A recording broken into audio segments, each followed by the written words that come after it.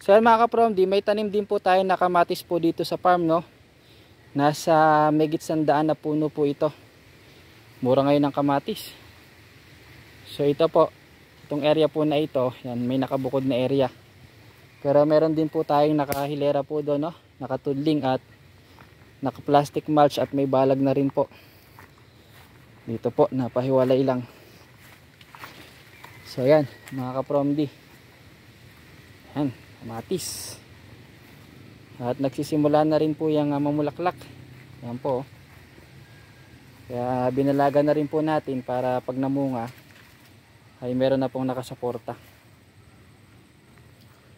So yan, kamatis. Sobrang mura ng kamatis. May panahon sobrang mahal. Nangyayari po kasi pag nagmahal at anong tayo kamatis, lahat na magtatanim ng kamatis. Pag nagbungahan, yun, sobrang mura naman dahil ang dami na nagtanim.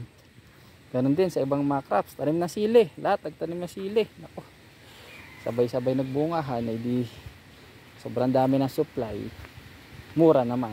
So ito po ay ano lang, baga pang hindi pang maramihan, pero marami-rami na rin po itong may bubunga at maisasama din po natin dito sa mga hina-harvest po natin ng mga gulay-gulay dito po sa farm. Yan, no?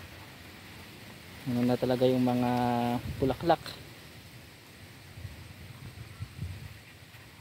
So mga 2 weeks, 3 weeks makikita na po natin ang mga buko. Yung buko, yung maliliit po na bunga, no? Ito pong mga tanim po natin na kamatis. Yan, ganda, oh. Kamatis.